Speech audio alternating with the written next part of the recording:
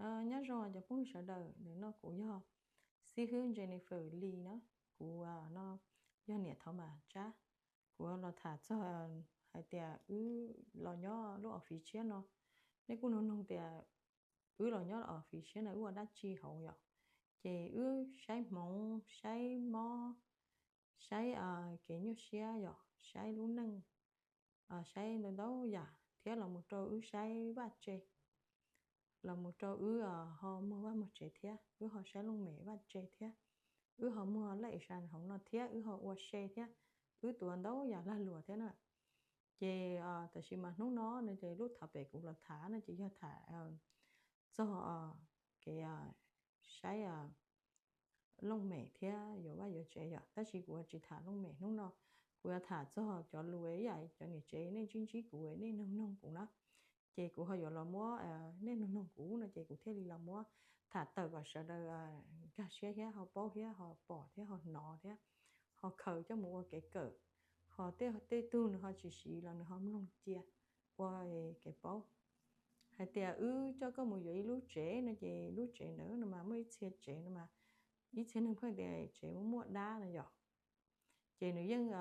nhớ được dù họ kiện chân tại chỉ mới ít thế chế nữ dân mua đá lên tới theo tại vì giờ thì có mua ít lúc chế có nhớ có mua cái nhớ xe có mua tới mà nghe có sao mua lúc chế mua này vậy thế có phải tao đeo lúc chế nó cũng nhớ mà nó có phải mua sản tình nó cũng chỉ cá xe đó thì lúc chế nó chỉ có mua được cũng mua nó chỉ thầu mua lúc chế mua chỉ rồi mua có lúc chế chế thế rồi mua chế thế khâu chế thế giả rồi giờ chỉ bỏ nó tờ thì mua có lúc chế rùa mua có chế cha xem mang sớ có rong để trong tụi nên chế rồi rồi nó chỉ có lợi lo nhó lo có lợi rong tờ được sát tê mù chỉ có lợi rong đó lợi tàu chỉ có lợi nhó lợi sống một tái mừng lợi nhó lợi cắt xe họ cũng họ cho có một sai lú hơi vừa đâu có nó là giờ bé một sai tài có dân nhẹ thế họ sai lông mẹ đâu có có dân nhẹ họ lông mẹ sai là dân rong dân lúa chuyện là dân vừa là dân nhỏ tàu dù nhỏ dù dân xí lú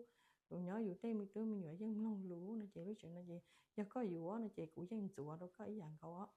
của dân món chùa đâu có sớ đâu có cha xem mong đâu có họ giờ già bên chia chỉ bỏ đó là của dân chế tan cho có hồ si có là nhỏ lúc chuyện này là có sống một cái xí chả xí chê sống một cái chó nhỏ sống nhỏ xía ấy dù nhỏ là dù cá xía dù nhỏ là dù xí lú dù nhỏ là dù chỉ xí chả xí chê ít tu hay ít tu dù vậy còn dù nhỏ dù tôi lúc chuyện dù nhỏ cá xía dù thế sao là chuyện nè thì nó nên sợ đời nó cũng cho họ nó cũng ít xe mà nên cũng nhỏ cũng chỉ một cái mừng nhở thật sự ít xe nên cũng nhỏ nên cũng tiền muốn mua đá nó nhở chỉ cho chị mua đá thì đỡ nó chị cũng yên online này chị giờ tiền cũng giờ tụi cho có mùi gió nó chị lúc chuyện cũng như đâu có li của hàng đỡ lỡ nó chị có một nhát chị chỉ mua cái mà nó cũng yên chế giả bỏ thế giả chỉ bỏ cũng chế hết cũng chùa tan cho gọi lúc chuyện này rồi rong cũng cha kia có tụi lông mẹ đâu có nè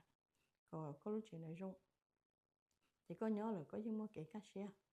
họ giờ có lúc chuyện có chẳng nhỏ xứ có họ chỉ sao muốn muaแต่chỉ có họ muốn mua tại mỏng là chị con trâu cũng thả đó chị giờ tiệc của tôi rùa thế tôi chế được có xứ nữa chị của cho giờ ít phá ó xứ ta chỉ giờ có sớ lúc chế thế cha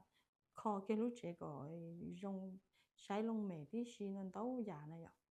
chị của giờ chỉ xéo ta chỉ có tiệc của sao có chế rồi bốc phong được thế có sớ lúc chế mình chỉ gì khỏi lông mẹ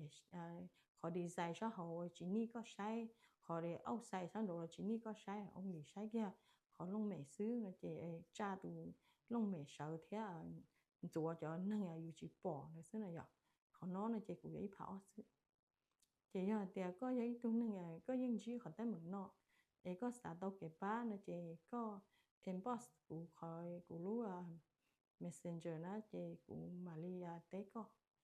giờ thì có hu chỉ tàu cũ giờ ý được có hu của họ là những tàu họ có tàu tự được của là những tàu có cơ lượng được của là những tàu thì cũng những giờ tế có trò cá họ giờ tiền này cho chị này mua rồi thì tôi nên mua lỡ này chị cũng nên đâu cũng thả thì biết mà thả sáng đầu cũng chỉ thả nó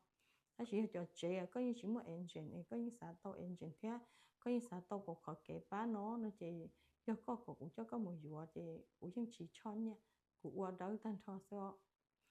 là chỉ lúc chị có mua engine lỡ nữa chị có dùa tàu ta nữa chị có xả lấy khỏi cái bá nó nữa chị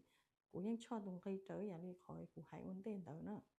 chị nó nói với nó Thanksgiving là cho chị say ha hồi nó bé cháu đó hậu mình này sợ là nó lúc đi nó thế nào chị nó cũng là thả mình chỉ nó đó nên ta gì cũng có say khó mong trâu bé cho tín hình bé chọn xài rồi giờ bé chọn xài chọn hôn tao tiệt sinh gỗ như chọn mình thấy luôn nè chọn mình trẻ tụt luôn nó sẽ nên mùa nên bỏ tàu sinh gỗ nó thế nên bỏ mình trẻ tàu tụt lú lý nên lúc sáng chờ nó nè chị cũng say đây phải cái này để có em nếu cho là bỏ cũng để khi nó là còn nếu hạt tàu sinh gỗ là sẽ nếu muốn nếu nhận chỉ là chuyện gì đó chị